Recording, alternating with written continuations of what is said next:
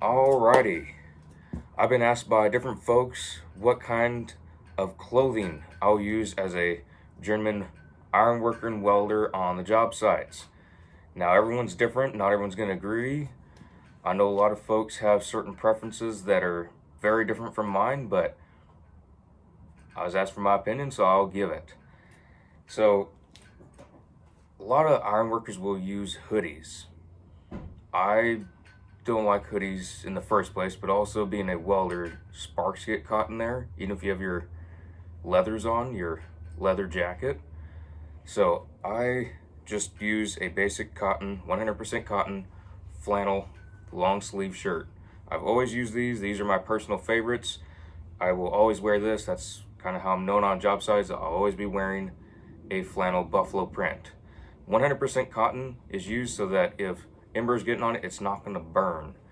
Some of the synthetics, especially some of the newer stuff they're coming out with, it will go up in flames on you. If you can't catch a hint, that's very bad. You don't want that. So 100% cotton always works well. It's not fireproof, don't mistake that. It will burn, it will smolder, just not as fast as some of the others. So just try not to catch fire in any aspect. Generally a good idea not to do that. So, with pants, a lot of folks use jeans. I'll use jeans once in a while, but they wear thin very fast, even the heavier duty jeans. So I will use more work pants than basic jeans. These are Dickies. Carhartts are great, but they're more expensive. Yes, they have great quality, but I just roll with Dickies because I was able to get them on clearance. They also have lots of little pockets. Pockets are great. One thing I don't like about them is I'll forget stuff in there when I put them in the wash. So we wash stuff and things will be clanging all around. I'll find tools in there and all kinds of goodies. If you have something to hold your hammer on here, some folks really like that because you put your hammer in there. I don't care for it. I have a tool belt for that. I'll put a carabiner in here to hold something. If you need keys for a gang box or different locks for your doors, gates, and everything on a job site, I find this very useful to put a carabiner on, have your keys on it, that or a belt loop. Either or will do. Again, the different pockets, there's no particular pocket that's made for anything I use. So I'll put just odds and ends in here when I need it. Whether it's a Sharpie, and can't say too much other than these won't burn as fast as jeans. I think jeans will fray faster. That's kind of what I found. I don't have the fraying as much on the bottom of the pant legs. Jeans, they come apart at the seams when they crinkle up, and you get the little spatter in there from the welding. That and these don't cut on the steel as fast, I've found. They don't wear as thin, they don't fray, they don't burn as fast. All good stuff in my book. That's why I choose to wear these. Welding caps. I find them very helpful. Some welders don't wear them. I prefer not to have my hair catch on fire. Generally don't like that. So, just a basic 100% cotton welding cap. I've worn this for at least 5 years now. It probably shows. So, just a basic welding cap. Get something that don't look stupid. I mean, if that's your thing, go for it. But on the job sites, try not to wear anything that looks stupid. I mean, if you do, it's fine. I'll make fun of you, but I mean, you do you. So, also for socks, I don't have any out here, but merino wool. I love merino wool. I'm not sponsored by them or anything. I wish. But I think they're great. I use them all the time. They wick the sweat out.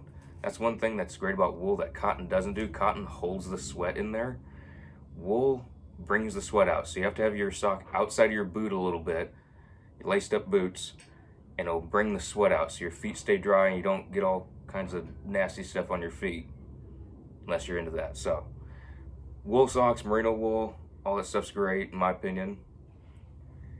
If you're having to wear masks still on a job site, or if it's very dusty, I love the gaiters. These are not cotton though, unfortunately. So these do smolder a bit, or you'll have your weld spatter go right through them. I haven't found too much of a difference other than it sticks to the skin a little bit. So when you take it off and the weld spatter has gone through on your neck, if you're in an odd position, you'll find that it will peel either your skin off or this will be stuck to your skin. Either or, it's not too bad. It's not like a jacket. So for me, personally, I gotta have the American flag ones. Love America, so gotta have it. If you find a bandana that works better because it's cotton, that's probably a good idea, so it might not go through the synthetic material as fast. Either way works, so whichever you all prefer, or if you find something cheaper, you probably just be best to roll with that. So for boots, I love my Thorogoods. They gave a little bit of blister when I first bought them, but they felt really worn in when I bought them. They're perfectly brand new. I've worn them for years. I take good care of them. I oil them because they're leather. Some ironworkers and welders will never oil their boots and they're done in 6 months. It's not the sole that's gone, it's the leather, because all that heat, all the weld spatter landing on them, kicking in the iron, it will wear them down. Or walking through mud, we do all of that. So if you oil your boots, they will last a long time for you. You take care of them, they'll take care of you. Super comfortable. I love the soles that Thorogood has.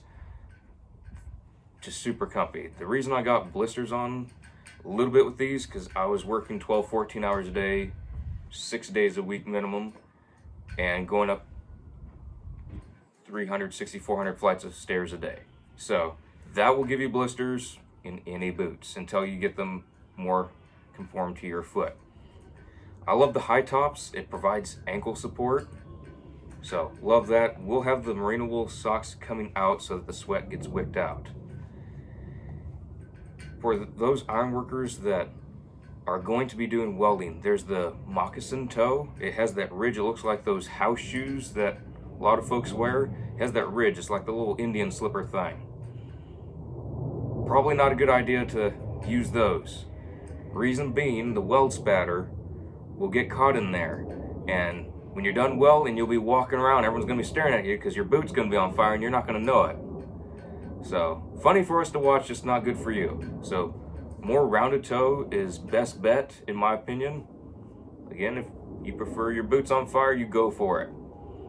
Just not recommended. I doubt the safety guy will like that. And if you're dealing with heavy iron, so all the heavy iron workers out there, steel toes are very frowned upon. Okay, so if you're in a shop dealing with light gauge steel, non-heavy objects, steel toes are great, or composite safety toe, either of those will do. If you're doing the heavy iron, all those iron workers, welders working on that, you don't want it. Reason being, the steel toe will come to about here. If it gets crushed by some heavy steel, it's going to roll back on your foot, and it's going to cut the end of your foot off.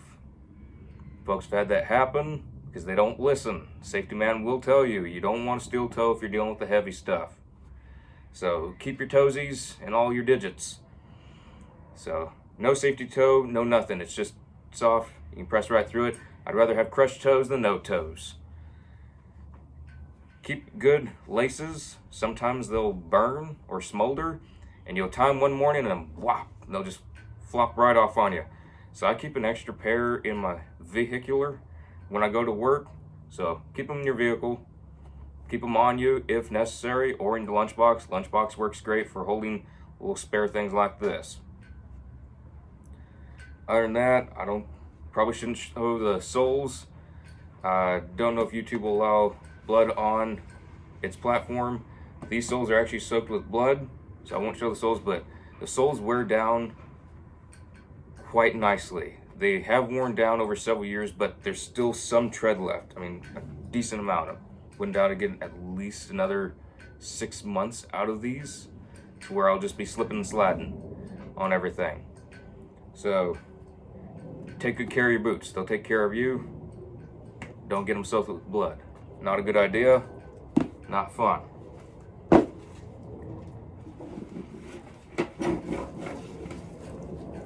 On top of my buffalo print flannel, I will wear my safety vest.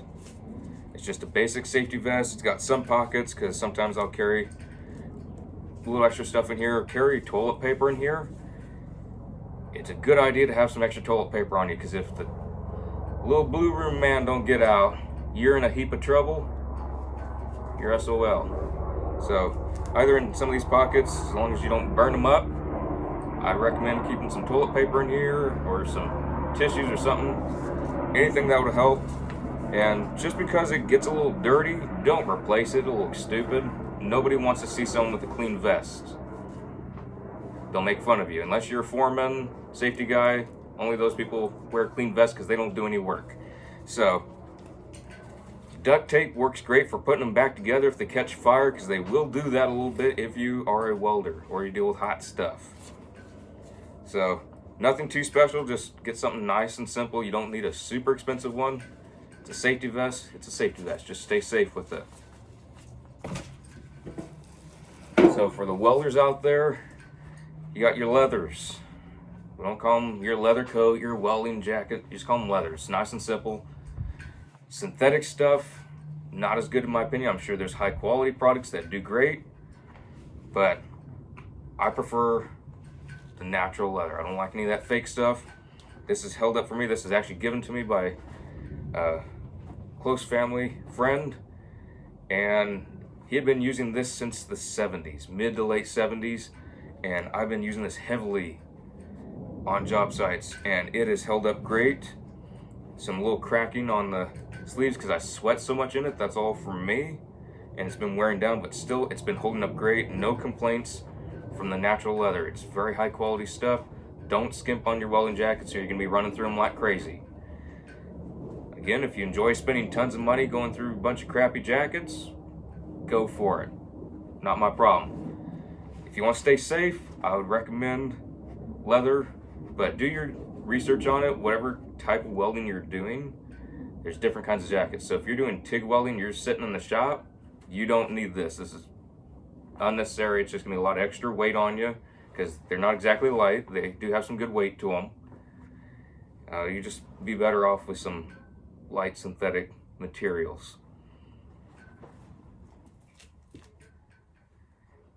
Technically, all of this is PPE, personal protective equipment, but more like the leathers, it could be considered gear that you would use, but you do wear it, so I'm keeping it under what an ironworker welder would wear.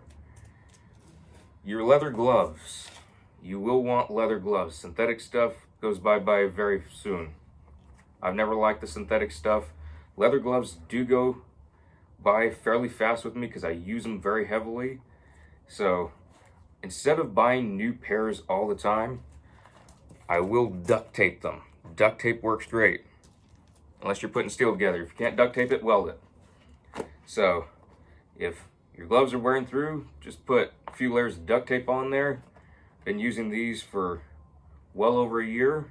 I'm sure it shows.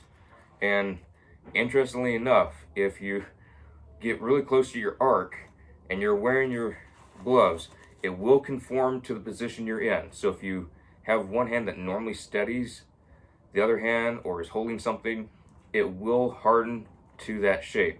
So some of the fingers are certain shapes.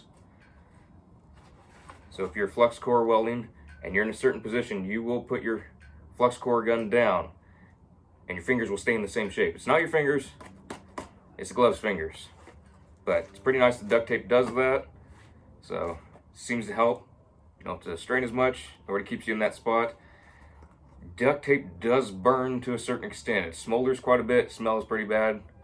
But if it's not burning, it's not making you pass out from the fumes, it works just fine. There are some spots where the molten metal will go right through it, so just put lots of layers on. If the safety man sees you, and if he's really strict, probably say you get a new pair of gloves, but if you got a cool safety guy and a nice foreman, they probably let you just chill with these until they're completely goners. So keep these rolling as long as possible. They will do very well for you if you take care of them. It may not look like it, but I do take care of these with plenty of duct tape. Your hard hat. Very important. If your hard hat falls from a building or you hit your head super hard, toss it. I know we like all of our stickers on here. It shows who you are, where you've been, what sites you've been on, different qualifications. But if it gets hit really hard, toss it. Maybe try and peel off your stickers if you're that attached to them. If not, then it don't matter. This is what we use for welding, usually. I've seen a couple of variations, but this is normally what we do use on the job site. We got the bill on the back. Don't have it in the front. That looks stupid and it doesn't work. So I'll have a light on here because I do work at night sometimes. Normally it's starting at early hours in the morning and we don't get off until sometimes evening time. So you'll be using this several times a day. Just put it in your bolt bag or whatever you got, carry around your tools, or in a gang box if you're near that all day, and it helps out quite a bit. Do keep batteries for that though, either in your vehicle or on you. Probably not on you if you're welding a lot, because those might explode. Unless you want to put in your apprentices bolt bag and watch it explode on them, that's perfectly fine. Just don't let it do it on yourself. Just kidding, don't do that. Seriously, don't. We all like seeing the apprentice struggle. Just don't set them on fire more than once. So normally I would have my nickname on here. It is Cowboy. Everyone calls me Cowboy on the job sites. So it kind of fell off. Don't know where. I do need to put another one on here. What works great is when you laminate one of those little labels. So if you have a labeling machine or if you know someone that has that, you would use that and you glue it on there. Don't tape it. Tape falls off. So if you glue your nickname on there, it lets everyone know who you are. And if you don't want to be known, then they'll just call you whatever they want. So you just put your stickers, whoever you are, whatever you do, you can put your stickers on there. Let folks know what your qualifications are if you have those on there. And your welding hood. I don't use auto darkening. I don't like using that on job site because of batteries. Batteries for the light are very different. They're usually AAAs or AA's. Auto darkening lens use some special stuff, and not all the local drugstores have that. So if they go out, you're kind of out of luck.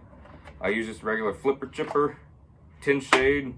I also carry 12 shade in my vehicle onto job sites, just in case it's flux core and it's just messing with my eyes for the day. I'll switch it out, then put it right back to the 10s for the next day. So if you get arc flashed, you'll probably switch out to your 12s, then back to your 10s. It's nice having these without stickers. I do have duct tape on here so everyone knows whose hood this is, because everyone kind of has the same hood.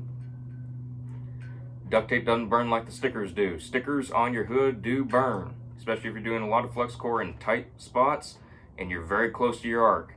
It looks cool when your hood's on fire, but it smells pretty bad, and it's just generally not a good idea. So I believe that's all for clothing. There's different variations on what you could use those. So with the flannels, if you're doing heavier work, you might want to use a heavier jacket, because heavier iron has sharp edges. It will cut through the flannel at some point. Not too big of a deal. You're on a job site, not a beauty contest. Although some of y'all look like you're doing that. You do you, I guess. So anyways, if y'all have any comments on the gear or any questions that I didn't cover, questions about the gear I do have, let me know in the comments. I appreciate it. So I hope y'all enjoyed this video, especially all the up and coming welders and ironworkers. We will put you through the ringer as journeymen. So if you're wearing something, even if it is right, we'll make fun of you.